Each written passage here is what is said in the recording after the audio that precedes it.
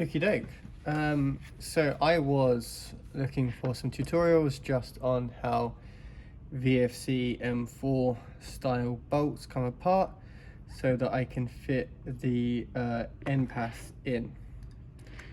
The NPAS is essentially a VFC stock one that's come from CL Project Design.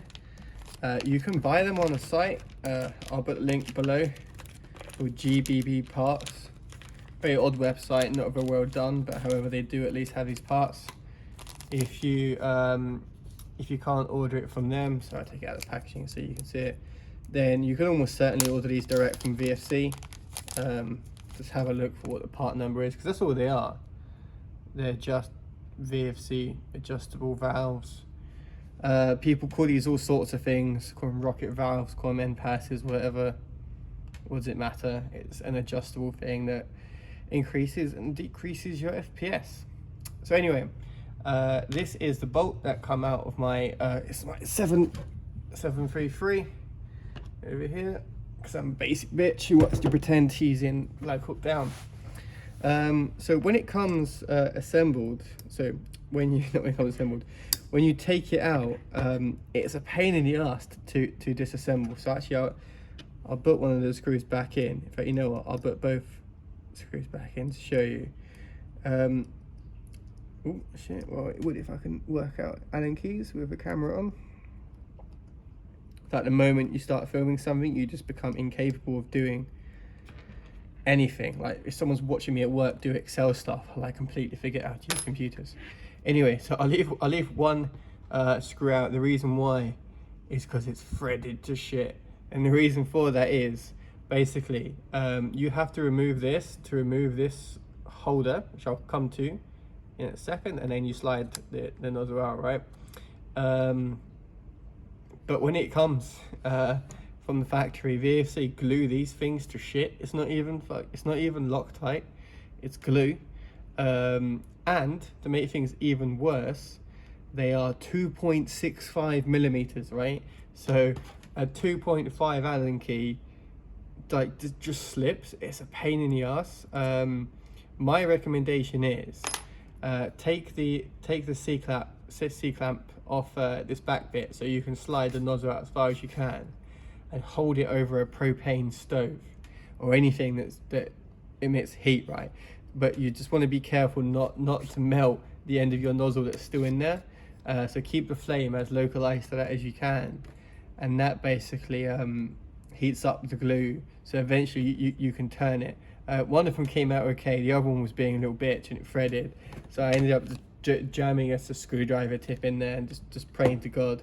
I almost gave up and bought a Dremel, and in fact I was literally looking at Amazon and I was like, you know what, I'm gonna have one more to go at this, and it came out fine. So anyway, let's continue. So basically to get the nozzle out, you need to take off this. So you need to take off this. So you take that off first, and then you can take off that, because you can't take off that while it's on. And then there is a nice, this is really hard to do, C-clamp there. If you're smart and you have the tools, use the tools. If you're an idiot and like to hurt yourself a lot, like I've done there recently, then just jab it with something and see if it comes out, and try not to lose it when it does come out. There we go. It was surprisingly easy, and there was no blood sacrifice required. So that's the C-clamp. The C-clamp's basically holding the back of the nozzle in, which gives it the ability to retract on the spring, and now it doesn't. So I'll take out this pain in the ass and screw. Cool. And now those are out. This just comes off straight up.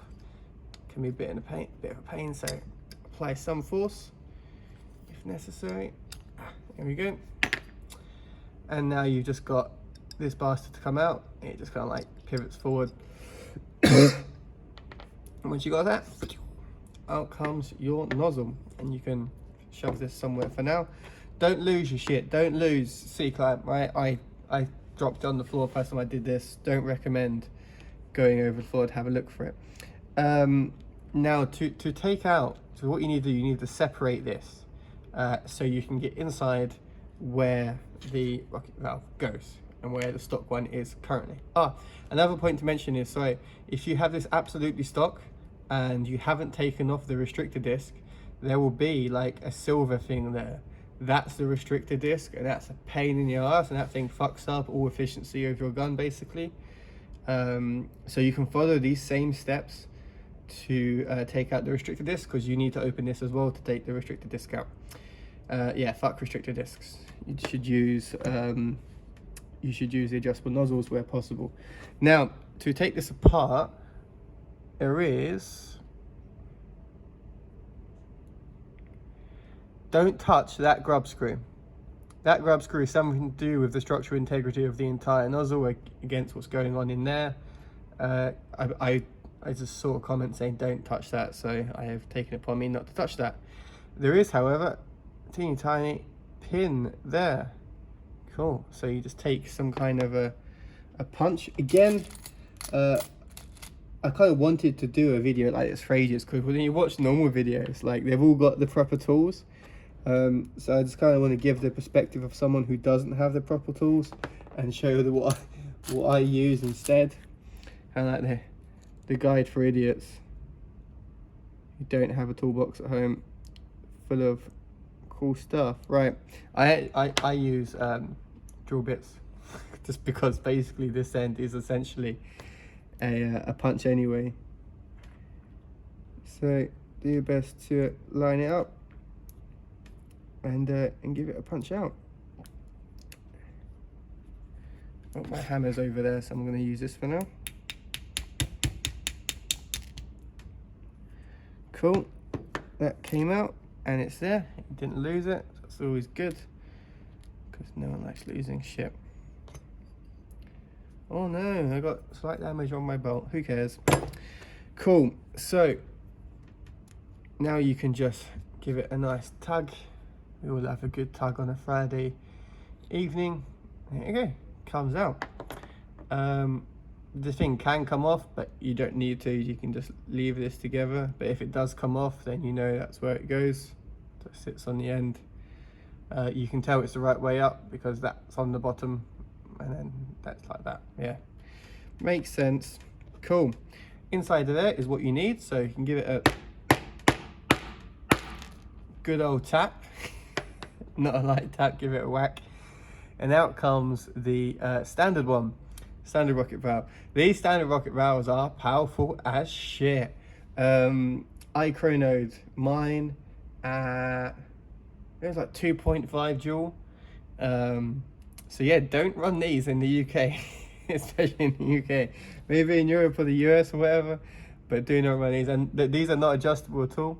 It's just got a block in them.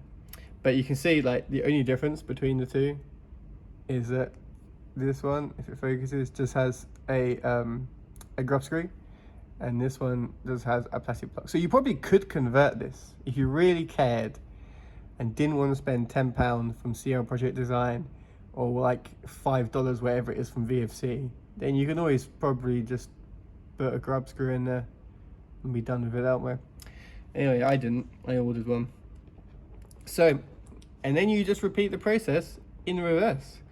I'm not going to set this before it goes in, because you can set it when it's in the nozzle, because it sits about there pretty much. So what it's doing is it lines up with this little window, which is where your gas goes when you fire, and when you fire it eventually gets pushed forward, which then routes the gas out the back and gives you the recoil. All this is happening like super quick, so, but just give you the idea of how it's sitting in there. There's a spring in front of it and the nozzle's holding it in the back. So to load it back in, said you put the spring on, right,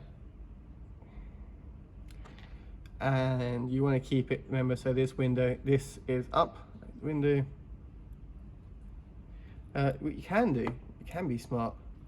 I wasn't being smart because it's a Friday afternoon.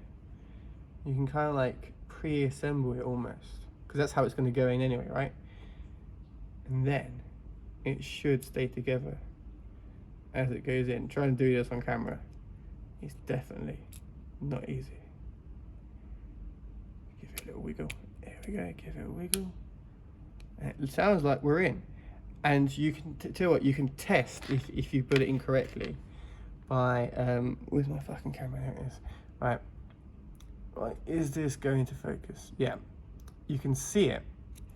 Ooh, let's be smart and let's use a little thing. Yeah, you can actually see the grub screw in there. And you can give it a little push and you'll feel the spring tension. So you know it's in there proper and it's all sorted. Right, so now you just putting this fucker back together again.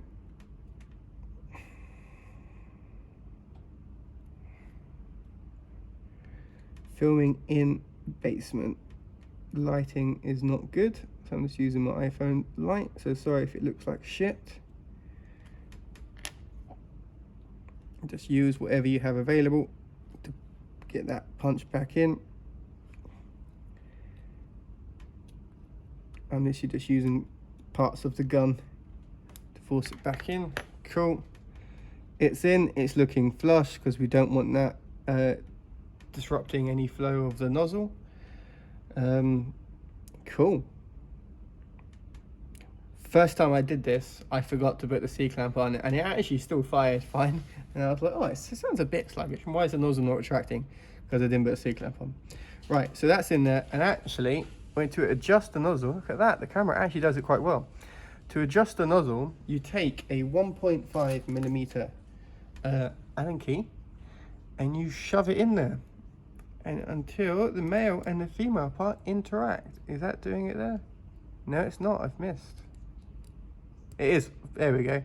And it is righty-tighty for,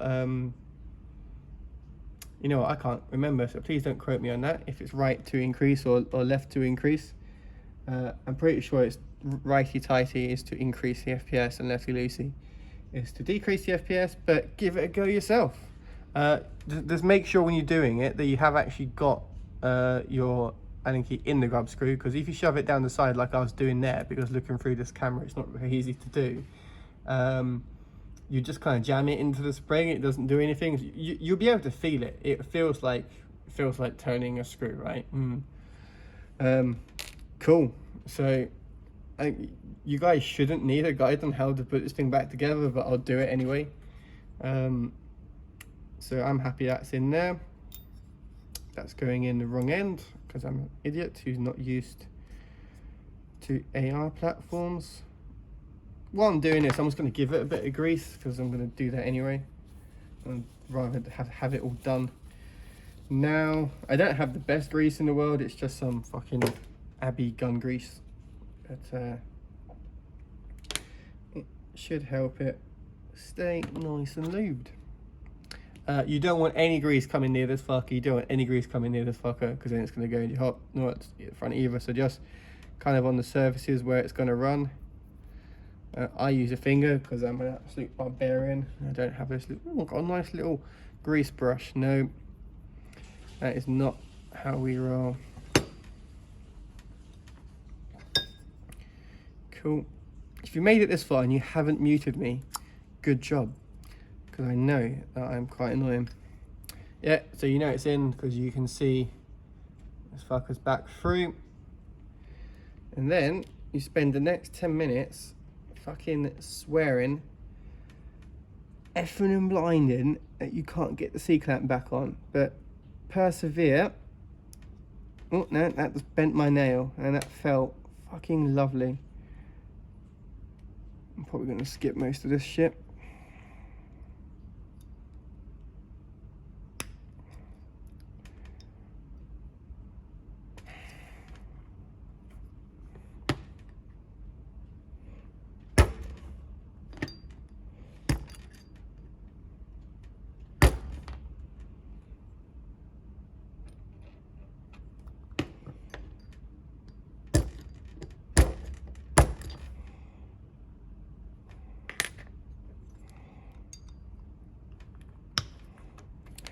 There we go, we're on.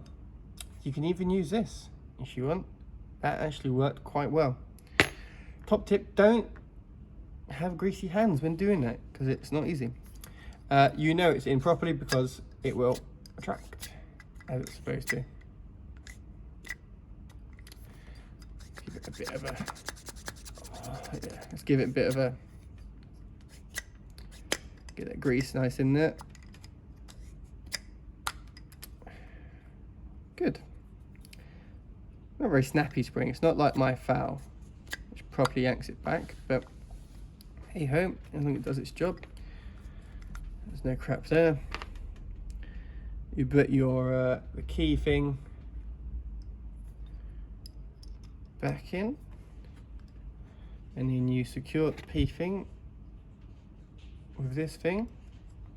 I think it's called a gas key. I don't know ARs. I have a G3, a foul. Until recently I had 2 AKs. This is my first AR. Well, actually it's not. I've had an NWS before. But that's gone because I don't like stuff that's too modern really. Put the second one in with the screwdriver because it's the only thing that does it.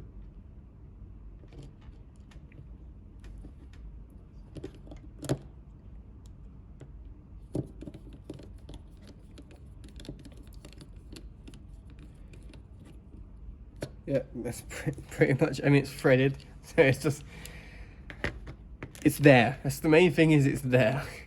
And basically, as long as that's on, you're safe. I don't think how tight it is matters that much. Maybe I'll see when I break my gun. But yeah, that's in. That's your bolt sorted. Put it back in, fire a few shots, see what the FPS is. If it's too high, then all you gotta do is take your bolt out, and there's that screw. Just a 1.5mm Allen key, and adjust your FPS accordingly. Thanks very much, guys. See ya.